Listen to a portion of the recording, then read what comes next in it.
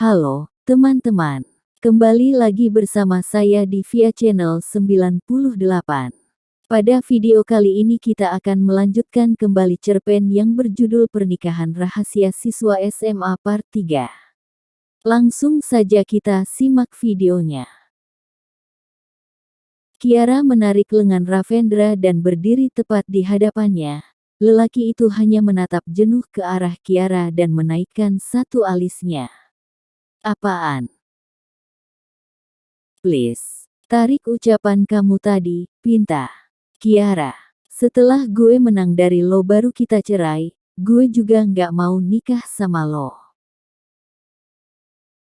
Pernikahan itu bukan permainan, kamu nggak bisa berpikir bodoh seperti itu. Saat Ravendra meletakkan jari telunjuknya tepat di bibir Kiara agar wanita itu tidak berisik lagi. Lo masih kelas 2 SMA, bukan? Kenalin gue Ravendra kelas 3 SMA. Ravendra mengulurkan tangannya. Kiara menepisnya dan langsung turun ke bawah karena merasa usahanya sia-sia. Dia bingung sekali harus melakukan apa lagi. Jika dia kabur, pasti tetap saja akan bisa ditemui oleh bapaknya. Kiara mendengus kesal, dia berusaha menetralisir perasaannya dan berusaha menerima pernikahan ini. Kalau teman-teman gue tahu, pasti mereka mengira gue hamil di luar nikah makanya dinikahkan secepat ini, gerutunya. Kenapa si orang tua itu melakukan perjanjian gak masuk akal itu? Kiara mengambil ponselnya, perasaannya benar-benar kacau saat ini. Menikah di usia yang masih muda dan juga masih sekolah. Kiara mungkin tidak akan menolak jika dia sudah lulus sekolah tetapi kenyataannya orang tua itu maunya lebih cepat. Malam yang indah, kegelapan itu terlihat tidak menakutkan karena para penghuni langit itu sedang memperlihatkan cahayanya yang indah. Tidak ada terdengar suara jangkrik di sini, seperti saat Kiara masih di desa. Bahkan, Kiara tidak ada melihat tetangganya datang menyapa.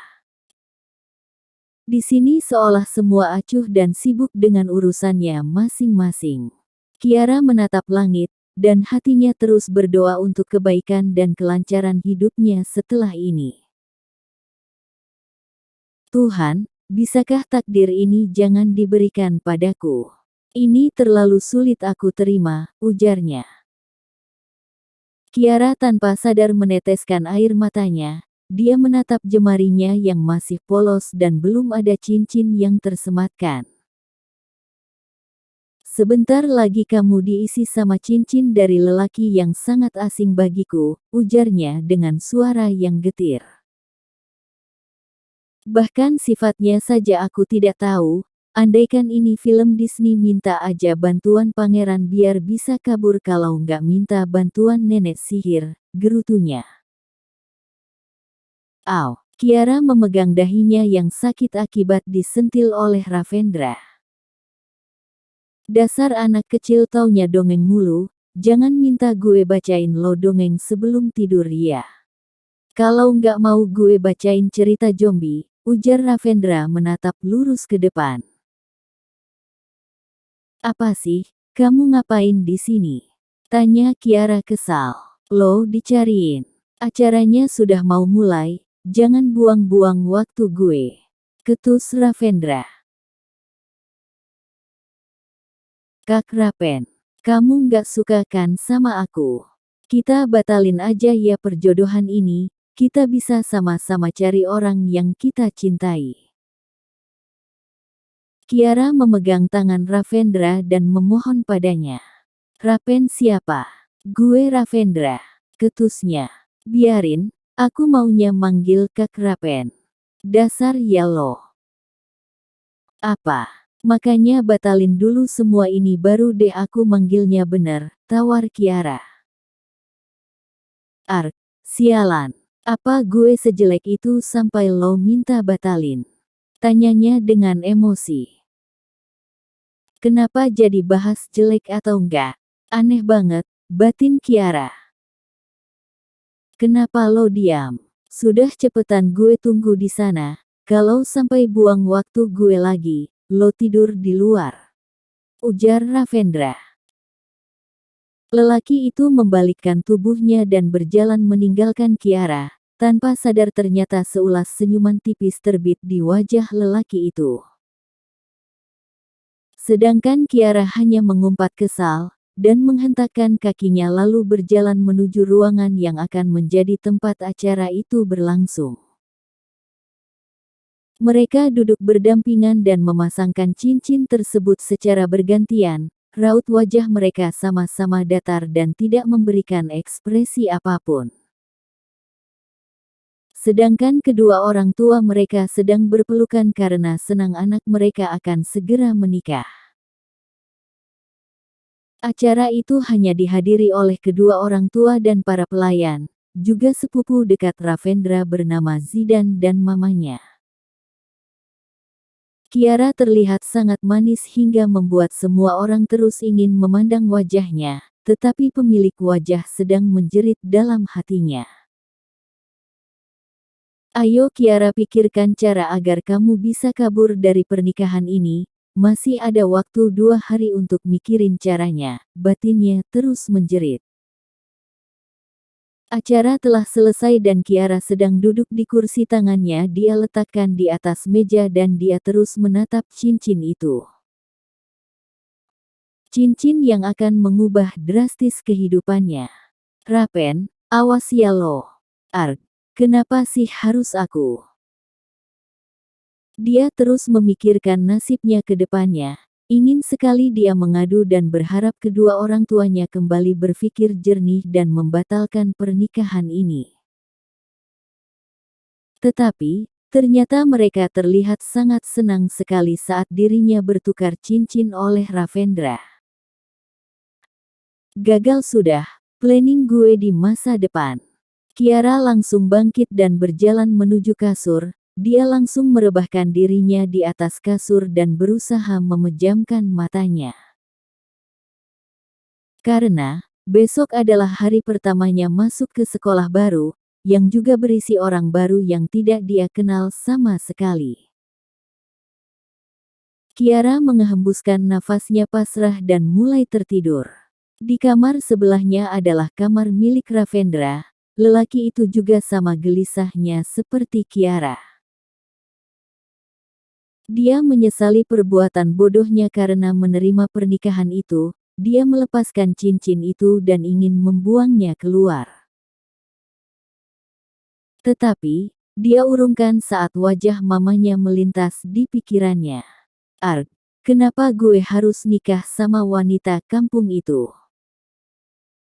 Gimana kalau satu sekolah tahu? Bisa hancur masa depan gue. Ravendra, lo bodoh amat sih. Ayo berpikir, berpikir. Karena merasa lelah memikirkan sesuatu yang tidak dia temukan ujungnya, kini dia berbaring di atas kasur dan memejamkan matanya. Pagi telah bersinar, semua sudah berkumpul di meja makan. Kiara duduk di sebelah mamanya dengan wajah yang tidak bersemangat. Lalu Jeffrey menatap Kiara dengan tersenyum. Kiara, nanti kamu pergi sama Om ya, biar semuanya Om yang urus, ujar Jeffrey. Kiara tersenyum dan menganggukkan kepalanya. Terima kasih, Om.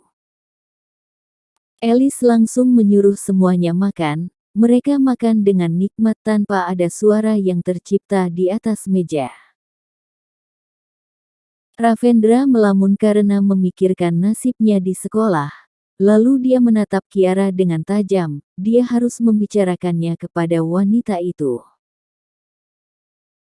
Setelah selesai makan, Kiara berpamitan kepada kedua orang tuanya dan juga Alice. Begitupun dengan Ravendra. Setelah itu lelaki itu memasuki mobilnya dan meninggalkan pekarangan rumah. Kiara juga ikut masuk ke mobil Jeffrey, dan mobil juga langsung melaju pergi. Kiara, Jika Ravendra menyusahkanmu bilang sama Om ya. Iya, Om. Kiara tersenyum kaku, hanya kata itu saja yang bisa terucap dari mulutnya padahal ingin sekali dia berkata jika Ravendra terus saja mengganggu dirinya. 15 menit lamanya akhirnya mereka sampai di sekolah SMA Pancadharma, sekolah yang terkenal di kota ini. Kiara keluar dari dalam mobil dan mengikuti langkah Jeffrey menuju kantor kepala sekolah. Banyak tatapan yang mengarah ke arah dirinya membuatnya menunduk karena merasa canggung di situasi seperti ini.